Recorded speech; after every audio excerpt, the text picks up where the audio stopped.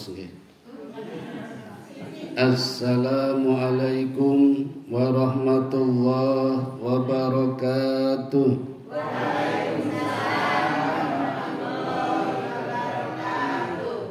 Mari Bapak Ibu kita buka pengajian buka bersama sore hari ini dengan membaca surat Al-Fatihah. A'udzu billahi minasy syaithanir rajim. Bismillahirrahmanirrahim. Alhamdulillahi rabbil alamin. Ar-Rahmanir Rahim. Maliki yaumiddin. Iyyaka na'budu wa iyyaka nasta'in. Ihdinas siratal mustaqim. Siratal ladzina an'amta 'alaihim ghairil maghdubi 'alaihim waladdallin. Amin. Asyhadu an la ilaha illallah wa asyhadu anna Muhammadar Rasulullah. Raditu billahi rabba wa bil islami wa bi Muhammadin nabiyya wa rasula. Rabbi zidni ilma warzuqni fahma. Amin. Syukur alhamdulillah. Monggo Bapak Ibu kita panjatkan kehadirat Allah Subhanahu wa taala yang senantiasa melimpahkan rahmat, taufik, hidayah, inayah dan berbagai kenikmatan kepada kita sekalian, sehingga pada sore hari ini kita sudah melakukan ibadah Ramadan sampai hari yang keberapa Bapak Ibu? Kelima. Alhamdulillah. Berarti tesi kurang pinten badane?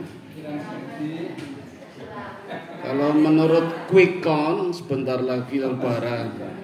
Puasanya ada 20 hari. Menurut quick count, nek real count baru 5 hari. Alhamdulillah niki poso sedaya nggih. Ngen kula wonten sing darang poso, Bu. Ketoke nggo buat aliran-aliran apa niku, anggotanya sedikit ibu-ibu semua. Ono 5 apa ya tak takoni kok mboten poso Ibu? Jawabane akan esimen ngono. Oh ya wis. Tak karene gawe aliran apa. Alhamdulillah dalu menika sonten nggih kita bisa mengadakan acara buka bersama. Ning mangke ngangge salat jamaah mboten niki? Salat jamaah nggih. Alhamdulillah. Masalah ngen kula niku wonten bapak-bapak niku saderenge maghrib kan pun dibagi to. Begitu maghrib adzan terus wangsul go mulih. Lha kok wangsul ya, Pak? Lho jare buka bersama. Oh ya bener nek buka bersama. Mulane judulnya tak ganti, pengajian buka bersama dan sholat maghrib berjamaah. Tuh banget ra apa judulnya. Nah, niki rawan jane lho Bu, hati-hati nggih mangke wong durung wayahe lali dimplom malah batal. Oh, boten alhamdulillah nek tergoda mangke niku. Bapak Ibu, kita tidak segan-segan dan senantiasa bersyukur kepada Allah minimal dengan membaca Alhamdulillahirabbil alamin.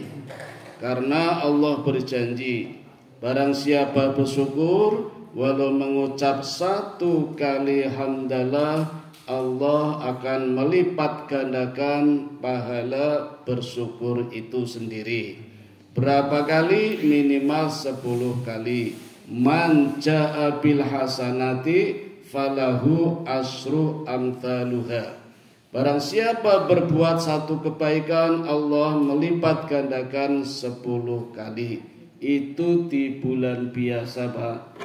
Di bulan Ramadan Allah melipat gandakan seperti tanaman padi yang berisi 7 tangkai, yang tiap tangkainya berisi 100 butir. Jadi sekali kita berbuat baik, Allah lipat gandakan 700 kalinya kalau kita bersyukur. Dalam surat Ibrahim Allah berfirman, la in syakartum wa la in kafartum inna adzabi lasyadid. Barang siapa bersyukur atas nikmat Allah, Allah akan menambahnya.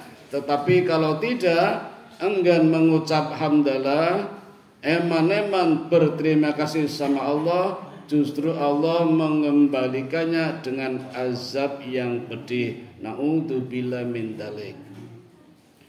Yang kedua, Bapak Ibu, mari kita sama-sama membaca sholawat minimal Allahumma sholli ala Muhammad. Karena dengan 1 kali sholawat Allah juga membalasnya dengan 10 kali sholawat.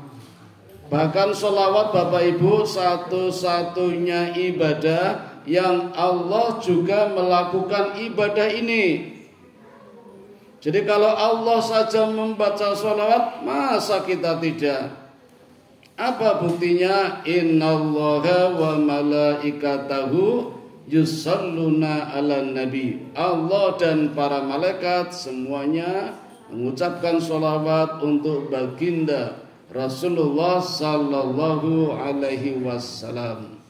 Tidak hanya itu, besok kita pun akan mendapatkan syafaatnya.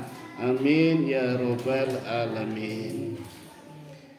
Bapak Ibu sekalian, saya juga ingin urun seperti pengisi-pengisi acara sebelumnya, ikut menyampaikan salah satu ayat di dalam Al-Quran tentang diperintahnya kita melakukan ibadah puasa. Wonten surat napa Bapak Ibu?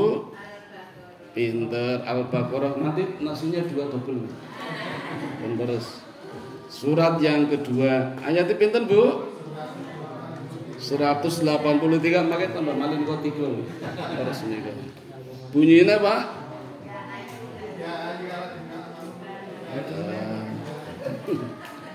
Pinter-pinter sedaya nggih.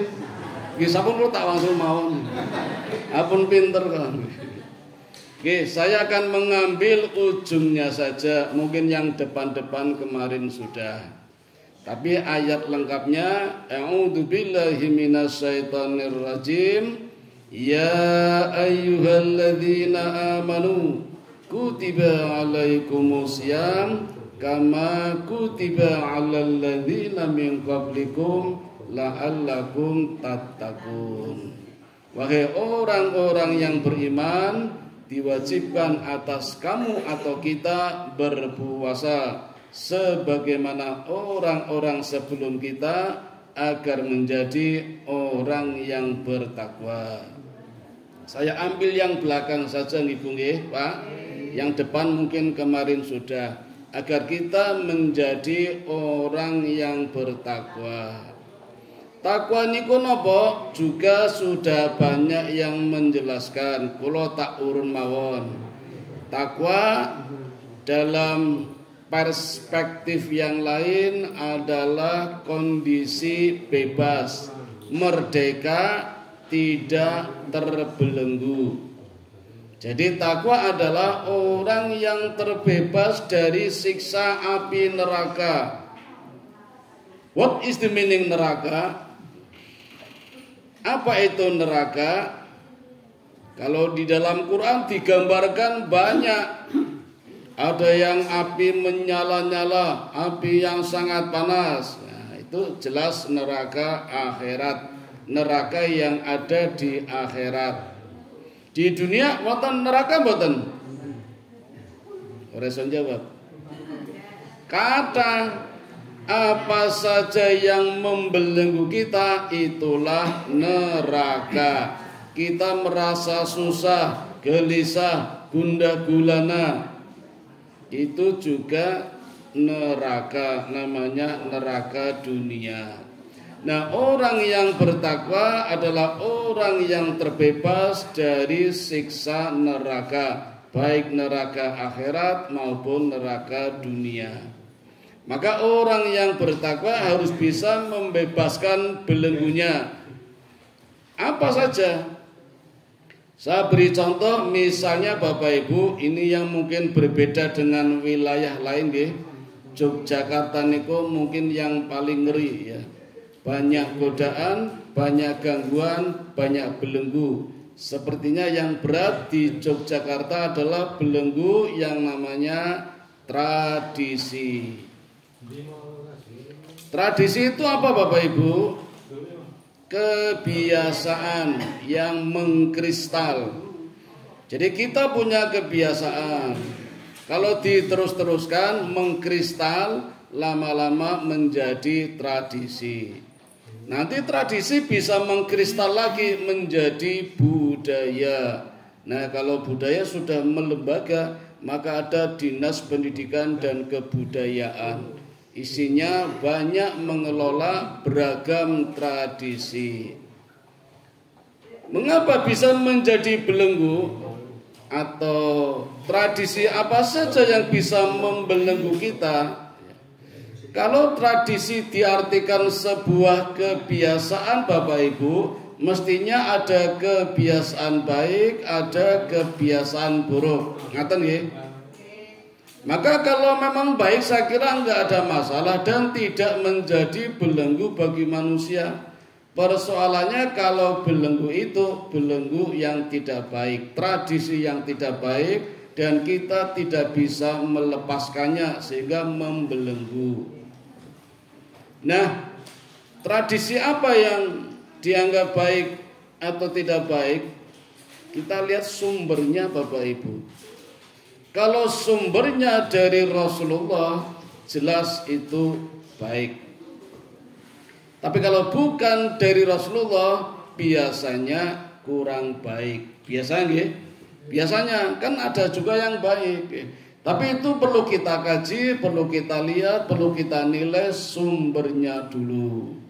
Apa saja yang sudah pernah dilakukan di zaman Rasul sebagai suatu bentuk peribadatan, kalau dilaksanakan secara terus-menerus menjadi kebiasaan, itulah tradisi yang baik. Tapi kalau sumbernya tidak ada, biasanya mboten mesti Bapak Ibu, maka perlu dicermati. Itu indikator yang pertama. Yang kedua, manfaatnya baik apa tidak, maslahat atau tidak. Kemudian Bapak Ibu, kan ada nggih kebiasaan yang dulu di zaman Rasul tidak ada, di zaman sekarang ada. Nah, itu kita juga perlu mensikapi secara bijak. Kerangka berpikirnya begini Bapak Ibu. Urusan dunia bisa menjadi akhirat kalau diniatkan akhirat. Sebaliknya urusan akhirat bisa menjadi dunia kalau diniatkan dunia. Maka sebaiknya adalah segala urusan dilandaskan pada kepentingan akhirat, maka dunia akan ikut. I'mal lidunyaka ka'annaka ta'isu abadan wa'mal li akhiratika ka'annaka tamutu ghadan. Ada pembagian waktu yang seimbang. Seimbang niku tidak harus 50-50 nggih Bapak Ibu. Seimbang itu tidak harus podo kayak timbangan boten. walal akhiratu khairul laka minal ula, dan kehidupan akhirat lebih utama daripada dunia. Maksudnya begitu. Maka amalan-amalan dunia apa saja kita tarik untuk menopang kejayaan akhirat. Nanti dunianya katut. Seperti dalam peribahasa, kalau kau tanam padi, rumput akan ikut tumbuh. Tapi kalau kau tanam rumput, jangan mimpi padi akan tumbuh. Jadi kalau kita segala urusan diniatkan akhirat, dunianya ikut. Tapi kalau melulu dunia, nerakanya katut. Maka amalan-amalan apa saja, perbuatan-perbuatan apa saja, kebiasaan apa saja yang mungkin sifatnya dunia bisa menjadi pahala kalau diniatkan karena Allah, niatnya ibadah. Contohnya apa Bapak Ibu? Niki sing biasanya seneng bapak-bapak niko bal-balan. Di zaman Nabi pun wonten bal-balan dereng. Kok ngerti? Kados saya dereng nggih, aku lo buka-buka kitab dereng wonten. Dulu belum pernah diadakan Liga Quraisy. Ketuanya Abu Jahal, kayaknya belum pernah dulu itu. Sekarang kan sedang merebak namanya sepak bola. Siapapun suka, ibu-ibu aja seneng kok ngonconi bapaknya nonton bal-balan. Nah itu bisa menjadi ibadah kalau diniatkan karena Allah. Sing bal-balan dong nggih. Nek sing nonton nanti dulu. Kalau bahasa mangke ini sing bal-balan iki. Asal niatnya betul, syariatnya juga betul. Apa niatnya? Sehat nggih. Walaupun ada olahraga tertentu yang disenangi Nabi. Nabi mengatakan, ajarilah anakmu berenang, memanah dan berkuda. Nah, olahraga ini Bapak Ibu yang disenangi Rasul. Setiap pagi Rasul olahraga, setiap sore berkuda, pagi memanah, siang gulat. Sehingga sehat. Ibadah kalau diniatkan untuk kesehatan, menjaga fisik dan kondisi, persiapan berjihad. Ini olahraganya muter-muter alun-alun, mubeng-mubeng, camer, cari mertua. Ya ora apa-apa nggih, urung payu kok golek-golek.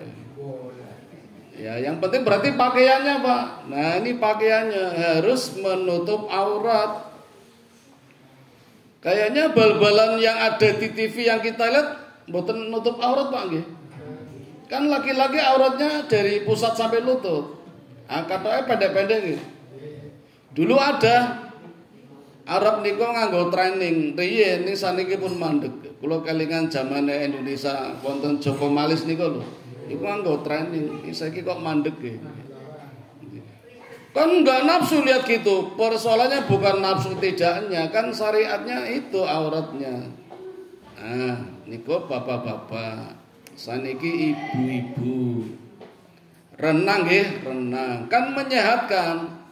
Renang niku olahraga yang paling menyehatkan, Pak. Semuanya bergerak, ora bergerak lelep, Pak. Jadi betul-betul menyehatkan. Maka kalau diniatkan karena Allah, ibadah. Tapi pasti terbentur dengan syariat. Renangnya teng pundi? Nah iki umbang trito napa teng Kali Code. Terus pakaiane wudu napa mboten? Masa nang pakai roko ya angel to. Wudu ya ora apa-apa, tapi wedok kabeh. Ane penjagane lanang padha wae. Pakai difoto, disyuting leboke YouTube dadi video. Nah, mesti berbenturan dengan syariat. Maka kalau selama kita tidak bisa melepaskan itu, terjebak pada hal-hal seperti itu, namanya belenggu. Belenggu tradisi.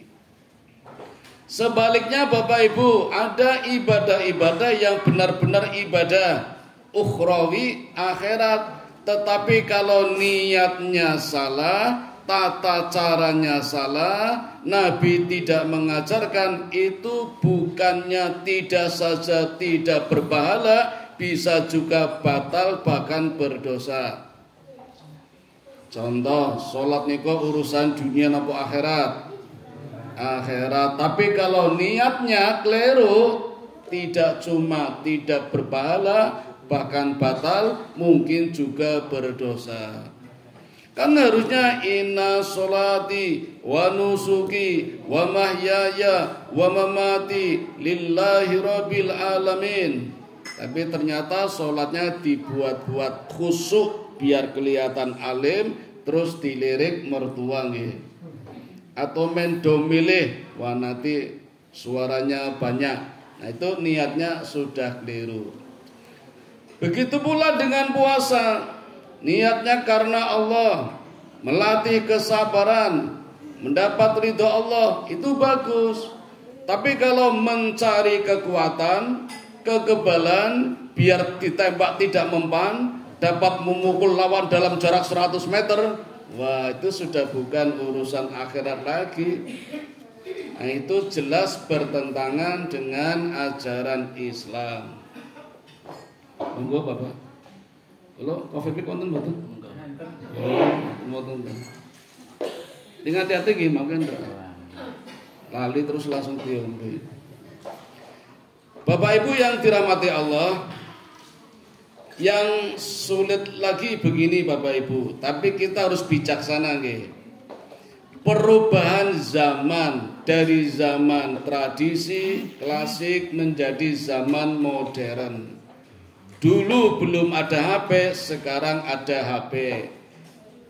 Anak-anak kita belajar sekarang beda dengan zaman kita dulu belajar.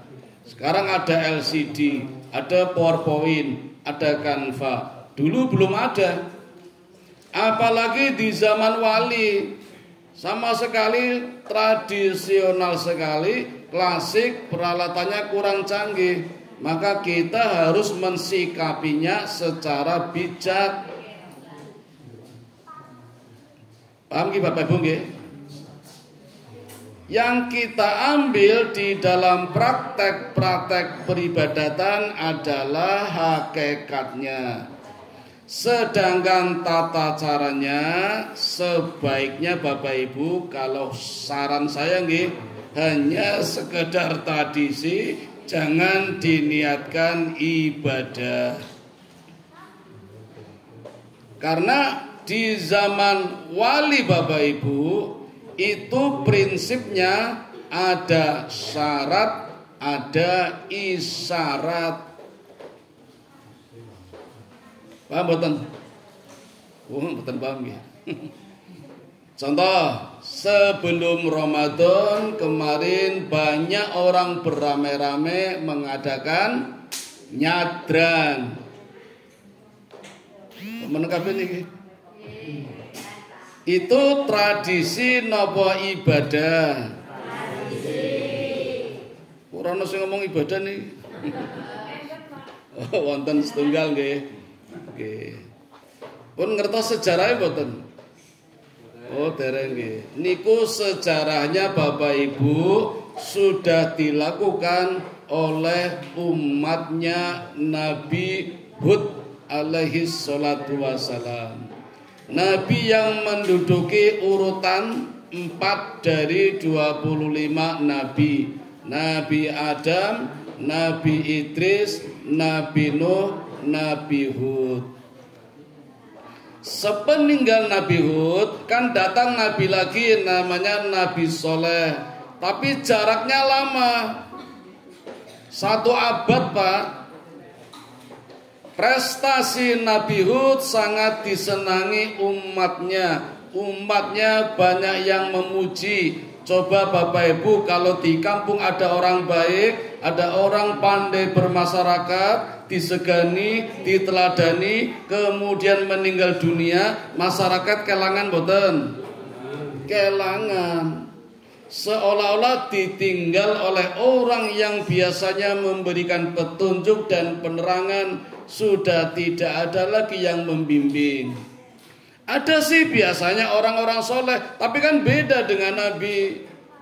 Nah, maka kadang ada hasrat dari orang-orang yang ditinggal menghormati dengan cara membuat patung, misalnya membuat monumen, hanya sekedar menghormati saja. Awalnya begitu. Ning suwi-suwi mulai disembah-sembah, diparani, njaluk donga. Nah, ini Bapak Ibu, mohon maaf nggih, saya tidak menyalahkan, ning kadang boten sadar ketika nyadran don njaluk donga pada orang yang sudah meninggal niko kualik Bapak Ibu. Harusnya kedatangan kita di makam mendoakan. Kan khotib sering ketika hari Jumat, Allahumma gfir lil muslimina wal muslimat wal mu'minina wal mu'minat al ahya'im minhum wal amwat. Ya Allah, ampunilah segala dosa-dosaku, dosa orang-orang beriman, baik laki-laki maupun perempuan, dosa orang muslim, baik laki-laki atau perempuan, baik yang masih hidup maupun yang sudah meninggal. Kita mendoakan. Ning kadang yang datang ke makam malah njaluk donga, mbah nyuwun dongane mbah, mugi-mugi kula tetep sehat, brigas, waras, napa-napa doyan, teh ya ora apa-apa, iki ya ora apa-apa, sing penting doyan. Nah, niku perlu disyukuri loh Bapak Ibu. Mumpung masih muda nggih Pak nggih. Tes sinem to Pak? Tes doyan mboten? Mboten di plastik mawon. Mumpung masih muda, nopo-nopo doyan, nopo-nopo koleksi. Makanya pun sepuh pun boten saged koleksi, tapi seleksi. Cobi nek pas resepi jagung manten, nek tesinem nopo-nopo dipangan to. Tanduk, segone, sope, mie ayam, bakso, sate kumpul dadi siji, wareg akeh mulih. Nika nek tesinem koleksi, nek pun simbah-simbah sudah enggak koleksi, seleksi. Kula nate nggawa simbah kula niate nyenengke simbah ni ya mergo ora doyan ya ditawari ora do gelem. Mbah sego mbah sithik wae.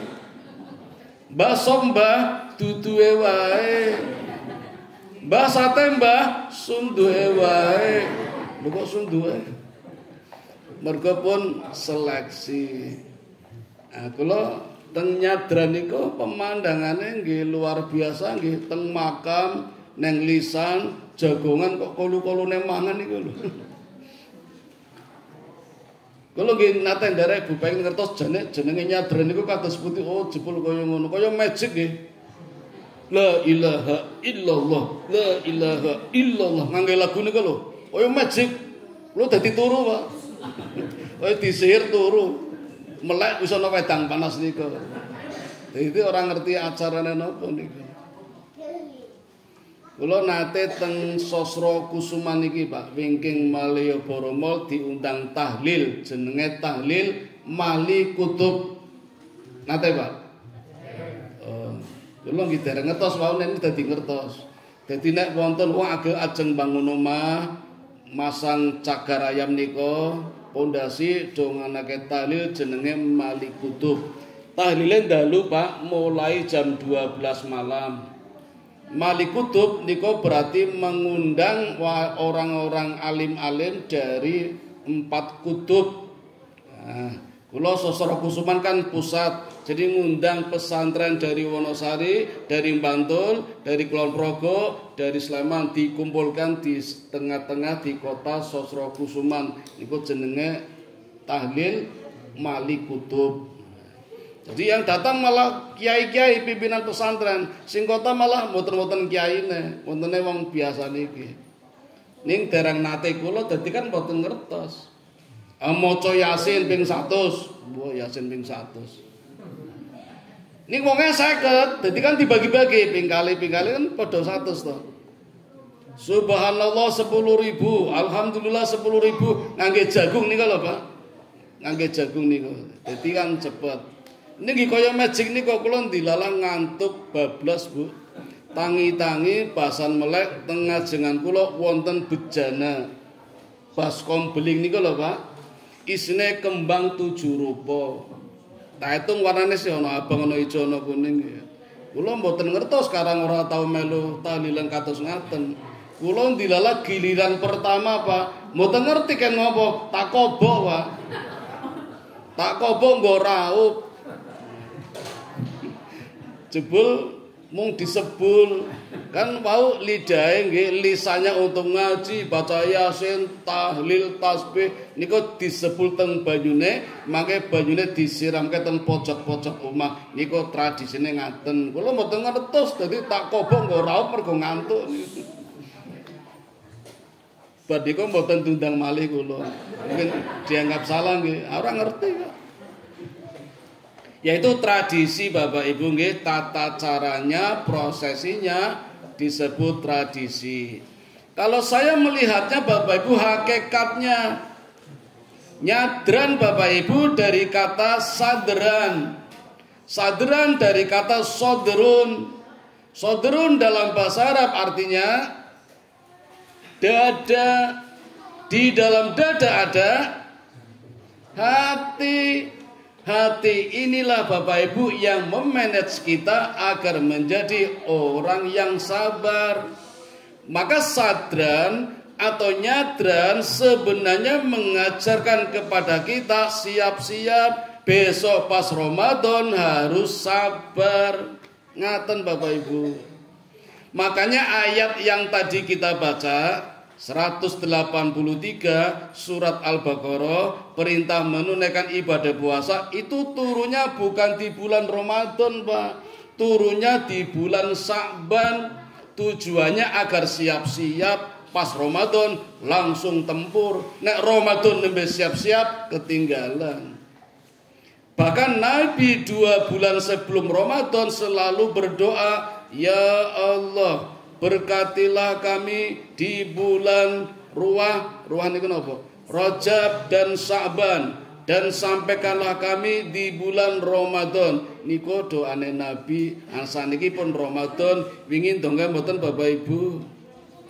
Dereng nggih mergo mboten ngertos taun ngajeng mangke mulai dipraktekan dongane mulai bulan Rajab. Maka wonten acara Rajaban, wonten nisfu Sya'ban. Kita melihatnya hakikatnya Bu, bukan tata caranya. Tata caranya tradisi, hakikatnya persiapan kita menyambut datangnya bulan Ramadan. Itu penting Bapak Ibu, kesabaran yang kita jadikan landasan untuk beribadah di bulan Ramadan. Di samping kesabaran juga tujuan kita menunaikan ibadah Ramadan. Karena hati yang satu ini Bapak Ibu perlu diperjuangkan. Hati yang ada di dalam dada kita itu bolak-balik, maka namanya kolbun. Dari kolbun menjadi iklab. Iklab artinya bolak-balik, kadang beriman, kadang boten, kadang iman naik, kadang iman turun.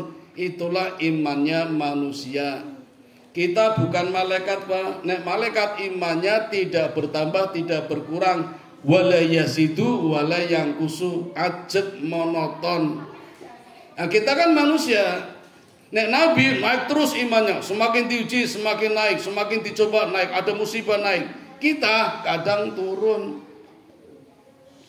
Wow, ajeng mriki wonten godaan mboten? Mesti wonten. Takjilan yo, ayo. Sesek engko apa ya di sini? Nasi goreng napa-napa. Mikir, ini kok godaan nih kok. Sudah niat ke masjid tiba-tiba gerimis, mangkat ora ya, mangkat ora ya. Nah itu godaan. Kalau nggak jadi, turun imannya. Nah, begitu berhasil, merdeka, wah menang, bisa ke masjid, aku mengalahkan gerimis. Nanti Allah menguji dengan hujan. Memang seperti itu Pak, untuk menguji manusia imannya bertambah atau malah berkurang. Nah maka Bapak itu manajemen kolbu penting. Tapi jangan lupa ketika kita berdiri ada anggota badan kita yang lebih tinggi daripada dada. Kenapa Bu? Kepala. Kepala kita berisi otak. Otak adalah piranti yang sangat menakjubkan. Kecil bentuknya, kapasitasnya dahsyat.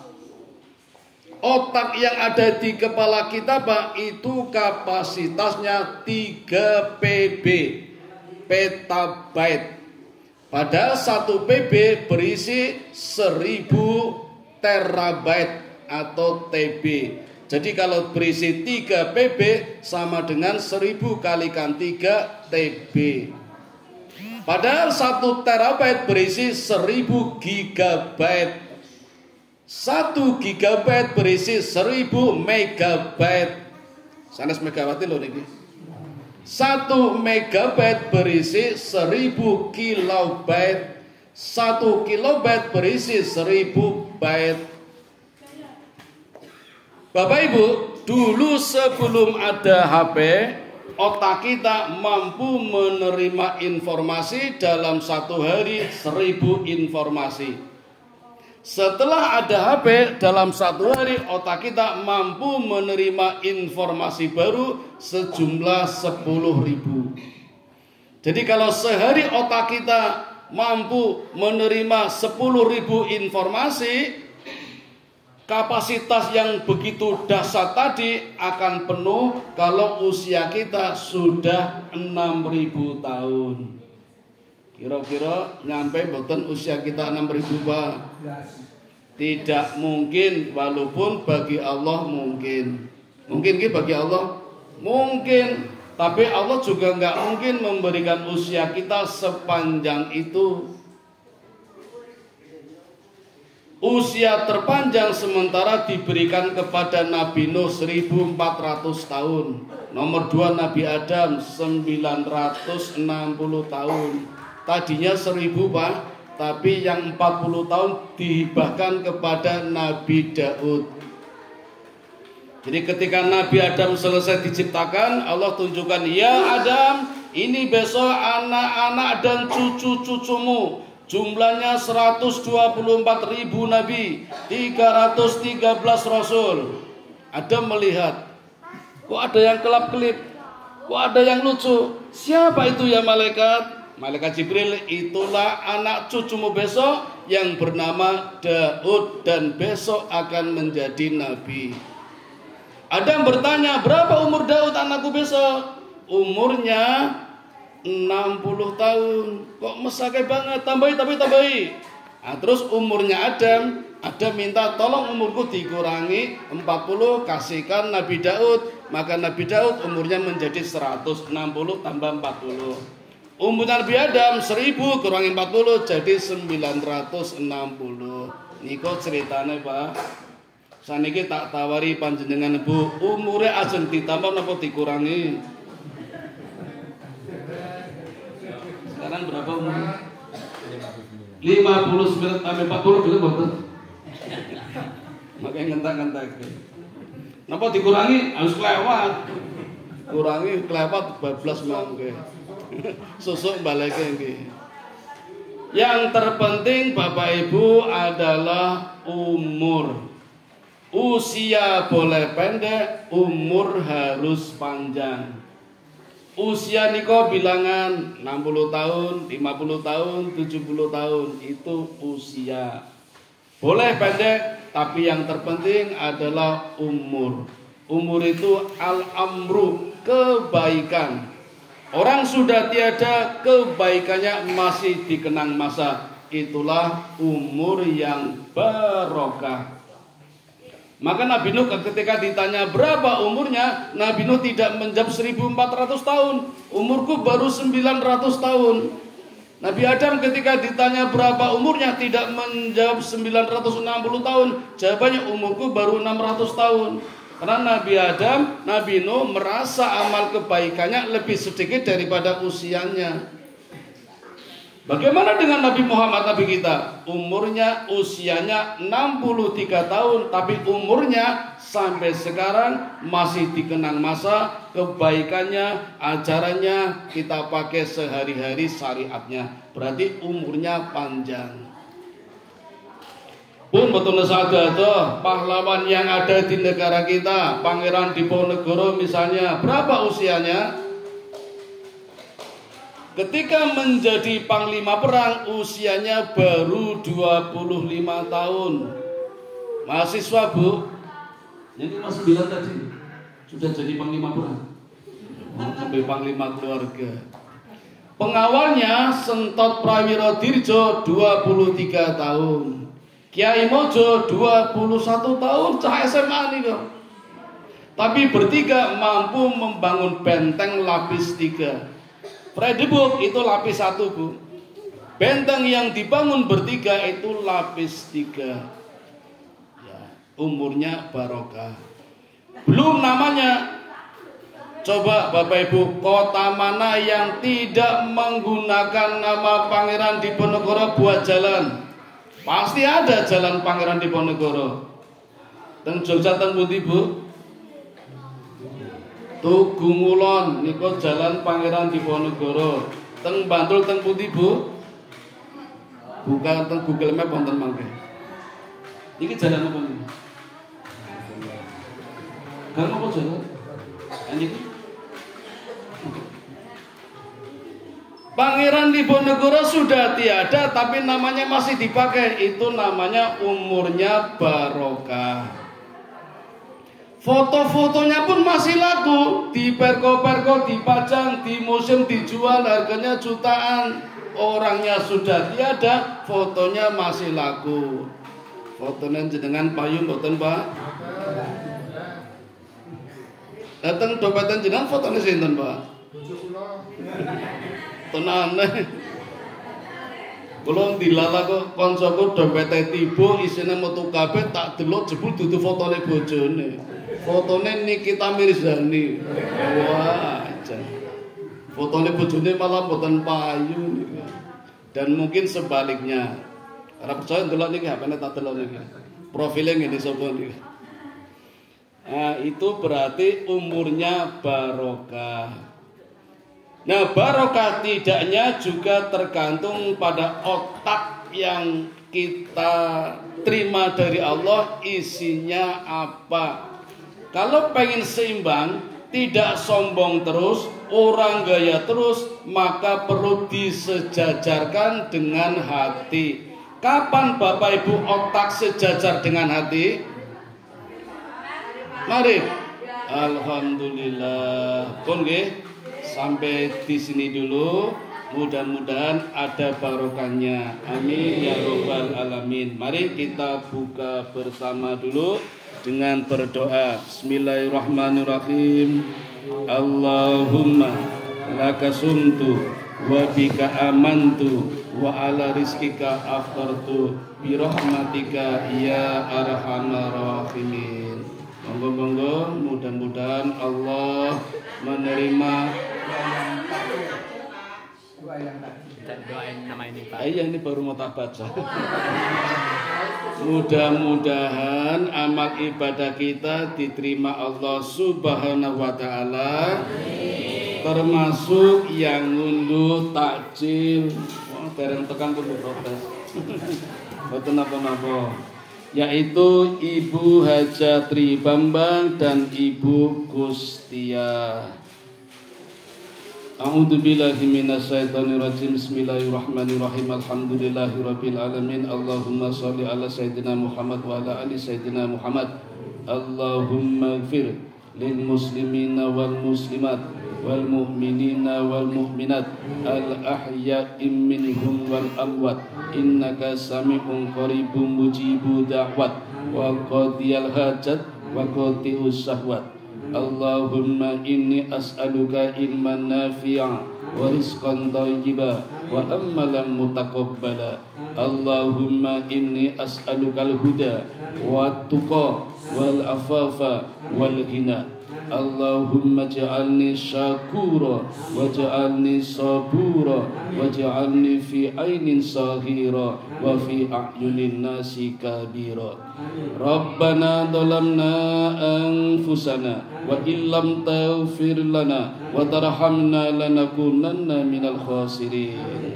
wa sallallahu ala sayyidina Muhammadin wa ala alihi wa sahbihi ajmain. Subhana rabbika rabbil izzati amma yasifun wa salamun alal mursalin walhamdulillahi rabbil alamin.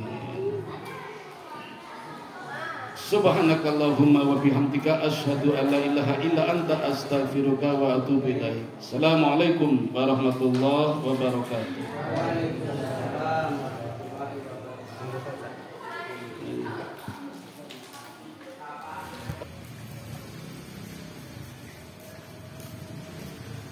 Allahu akbar.